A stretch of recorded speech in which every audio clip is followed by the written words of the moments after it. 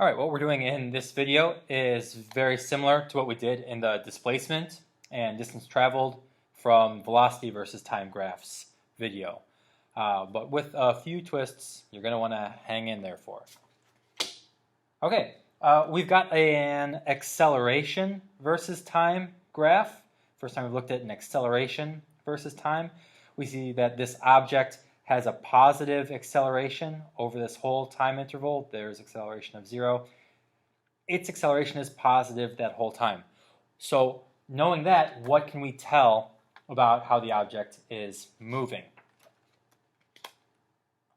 One of three things. If an object has positive acceleration, it could be moving in the positive direction and speeding up, or it could be moving in the negative direction and slowing down, or it could be at rest. At any one of these moments, it could actually be at rest, but about to move in the positive direction. Any one of these three things could be true at any moment on here. We can't tell without any extra information about its velocity.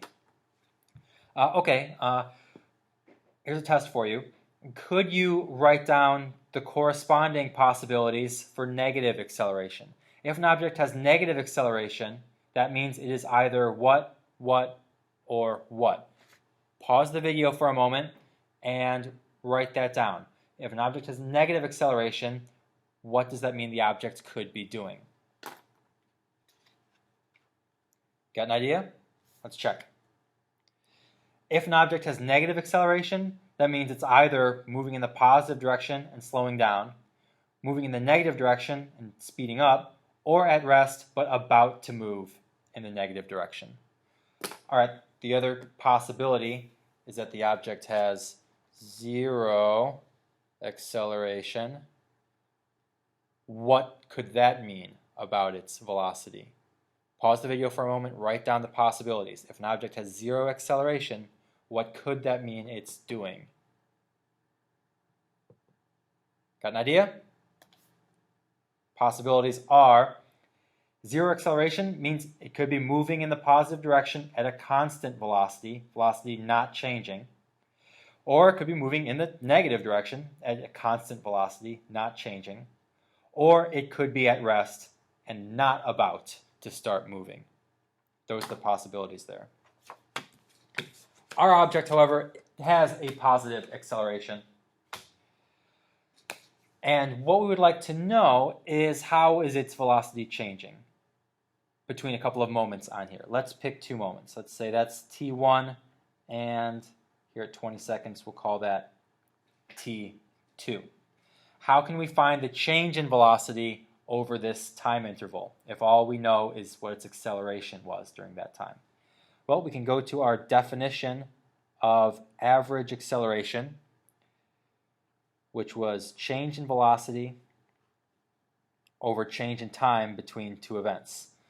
So if we knew the average acceleration between these 2 events, we could figure out the change in velocity. Let's rearrange this equation. We'll multiply both sides by delta t. These delta t's cancel each other out, and that lets us rewrite this equation as delta v equals average acceleration times delta t.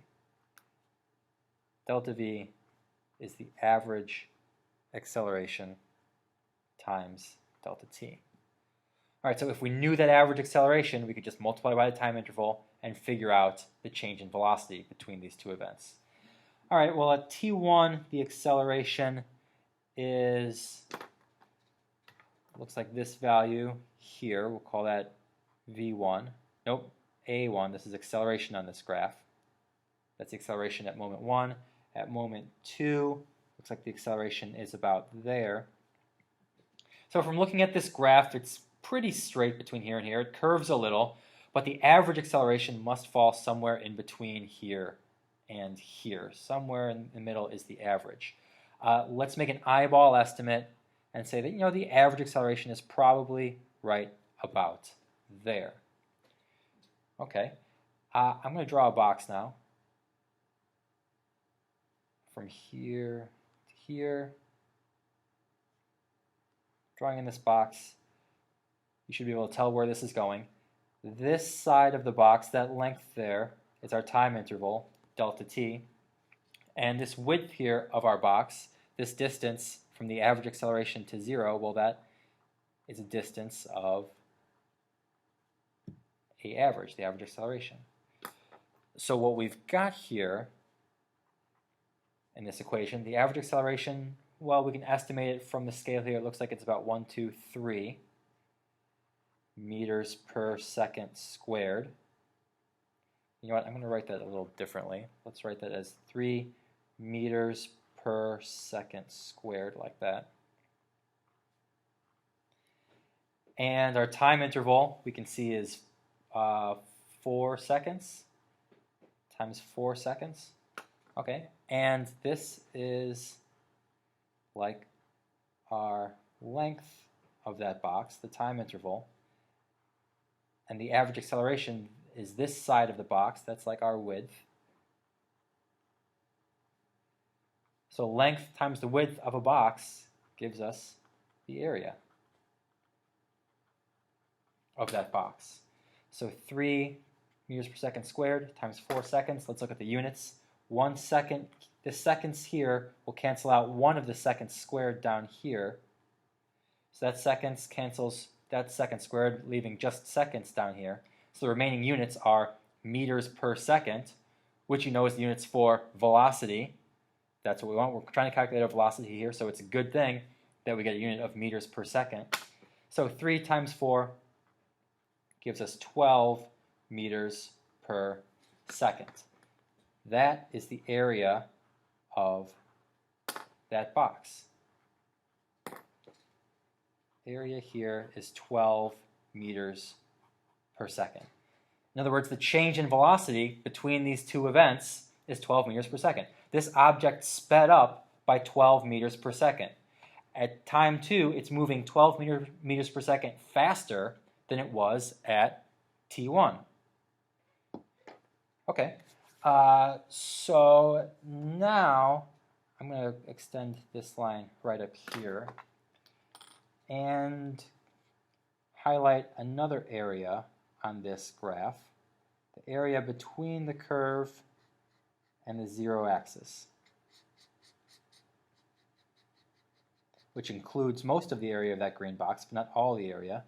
It includes this area up here that's outside the green box.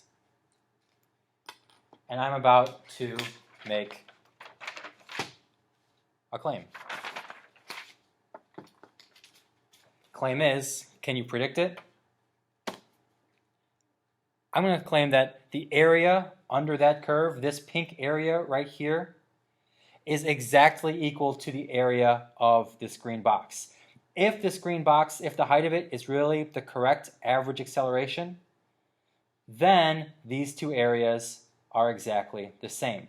And if the area of the box is the change in the velocity between the two events, because of the definition of average velocity, if the area of the box is the change in the velocity, and I'm claiming, I can't prove it, I would need calculus to prove it, you'll have to take my word for it, at least for now. I'm claiming that these two areas are the same, then this pink area, the area under the curve, must be equal to the change in velocity between those two events. And that is our next key concept.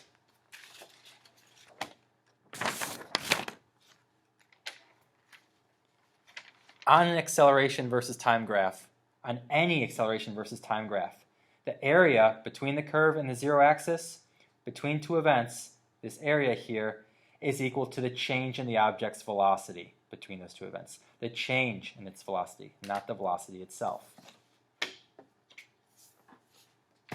Addendum to that, an area above the a equals 0 axis is a positive change in the velocity. So this area here, above the a equals 0 axis, is a positive change, which makes sense. The acceleration is positive here, which means the velocity is getting more positive. The change in the velocity is positive up here. But down here, the acceleration is negative, which means the change in the velocity is negative. So this area below the axis represents a negative delta v. All right, let's put those ideas to use. Here's an example. Okay, here's another object's acceleration versus time graph. And we're going to use this to figure out the object's velocity at different times. First, let's look at the interval from t equals 0 to 9 seconds. So from here to here, I want to know the change in its velocity, and I want to know what its actual velocity is at this point. At 9 seconds, I want to know how fast it's moving. Now, I'm going to have to provide you with some additional information. Because although this graph can tell you how the velocity changes, it doesn't tell you what the velocity actually is. That's some extra information you have to have. So I'm going to give you some extra information. I'm going to say the initial velocity, v0, the velocity at t equals 0, the velocity at this moment right here, I'm going to say it's 28 meters per second. Now, knowing that, we know the velocity at the beginning, and this graph tells us how the velocity changed this whole time. So we can figure out the velocity at any later time, as long as we know the velocity at one point and we know how it changed from that point forward. Okay, so we need to know the delta v from here to here, and you will perhaps have noticed that I'm trying to trick you on this graph. Where is a equals 0? Not here, where it usually is. Here's our time axis, but this is not a equals 0 right here. A equals 0 is up here. It's not always located where your horizontal axis is located. And we have to be careful about cases like that. So I'm going to draw in this dotted line right there to help us remember that this is where a equals 0 is located. Areas above this line will be positive, and areas below this line will be positive, not above or below this line right here. We have to notice where the a equals 0 axis is. Okay, so from 0 to 9 seconds, first we can see from 0 to 4 seconds, the acceleration was 0. If acceleration is 0, that means the velocity is not changing. So if the velocity was 28 meters per second here, and it hasn't changed for 4 seconds, that means that by 4 seconds later, the velocity is still 28 meters per second. Hasn't changed for the first 4 seconds. There's no area under the curve because the acceleration is 0. All right, but from that point forward, we've got some areas to work out. There's that triangle right there from 4 to 6 seconds, and then this rectangle here from 6 to 9 seconds. Remember that the area of a triangle is 1/2 base times height. And you know a rectangle, length times width. So okay, this is 2 seconds by 2 meters per second squared. 2 times 2, a half of that, gives us -2 meters per second. Negative because we're below the a equals 0 axis. So during this time, when the acceleration became negative, its velocity changed in the negative direction. Its velocity became more negative. Its speed dropped by 2 meters per second from here to here. This square represents, since it's 3 by 2, a decrease in velocity by 6 meters per second. So between those two times, the velocity dropped by 2 meters per second here to here, and then it dropped by 6 meters per second here to here. So from 0 to 9 altogether, there's a total drop of 8 meters per second. Okay, now I want to know what the velocity was at 9 seconds. We know how much it changed from here to here. We know how much it was initially. So a quick aside, if delta v always means v final minus v initial, then we can add v initial to both sides and subtract delta v from both sides and just rearrange this equation to get, no, I'll tell you what, I'm just going to add v initial to both sides. Add v initial to both sides and we get v final equals v initial plus delta v. So if we want to know the velocity at some later time, and we know the velocity at an early time, we just need to know how the velocity changed in between. So we're going to use this to figure out the velocity at 9 seconds. So velocity at t equals 9 seconds equals our initial velocity plus the change in the velocity. Our initial velocity was, I told you, 28 meters per second. And our change in velocity was negative 8 meters per second. It was accelerating in the negative direction, so its speed dropped by 8 meters per second. So at 9 seconds later, the velocity of this object is 20 meters per second. All right, let's look from 9 to 12 seconds here, this next interval. Okay, we've got some areas to work out there. There's that rectangle right there, and there's that triangle right there. We're below the a equals 0 axis the whole time, so these are all going to be negative. This triangle is 3 by 2, so that's negative 3 meters per second. This rectangle is 3 by 2, so that is a negative 6 meters per second. Let's add those up. So from 9 to 12 seconds, our change in velocity is that negative 6 plus that negative 3 for a total of negative 9 meters per second. Speed dropped by 9 meters per second between there and there. Okay, so we want the actual speed at 12 seconds. So if we knew the speed at the beginning of that interval, if we knew the speed right here at 9 seconds, and we know how much it changed from here to here, then we can work out what the speed was right here. The velocity, the initial velocity plus the change in velocity. What it started at, and how much it changed by. Started at 9 seconds, well, we already know that it was 20 meters per second. So it started at 20 meters per second right here, and then it dropped by 9 meters per second. Our delta V was negative 9. 20 minus 9, 11 meters per second is the speed 12 seconds after the beginning. So we started at 28 meters per second, was constant at 28 meters per second, its speed was. Then its speed dropped and dropped and dropped, so that by 12 seconds later, its speed had come down to 11 meters per second. All right, a couple of these for you to try. I want you to work out what is the change in velocity from 12 seconds to 15 seconds, and then what is the velocity of the object at 15 seconds. And then find the change of the velocity from 15 to 20 seconds, and tell me the actual velocity at t equals 20 seconds. Pause the video, work those out. Time's up. Oh, the answers are down here.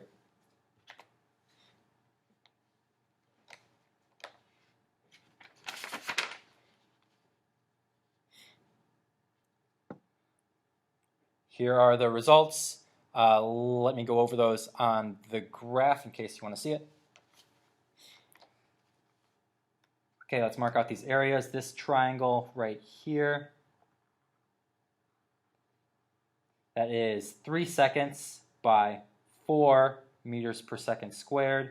3 times 4 divided by 2, because it is a triangle, is negative 6 meters per second. Then this shape here, we'll have to divide it up into that thin triangle, this tall, thin rectangle, this little triangle, and that rectangle right there. That tall, thin one, that is 4 meters per second squared times 1 second divided by 2 is a positive now 2 meters per second. We're finally above the a equals 0 axis. We're accelerating in the positive x direction from here to here, so its speed is increasing or becoming more positive by 2 meters per second there. Then this is 4 meters per second squared times 1 second, so that is a positive 4 meters per second right there. This is 1 by 1 divided by 2, so that little triangle is a positive 0.5 meters per second. And this rectangle right here is 3 meters per second squared by 1 second. So that is a positive 3 meters per second. You're going to add all those up to get the change in velocity from 15 to 20. Oh, note, from 18 to 20, the acceleration was 0. So the object's velocity was constant this whole time. It reached 14.5 meters per second right there and stayed at 14.5 meters per second that whole time. There's those answers once more.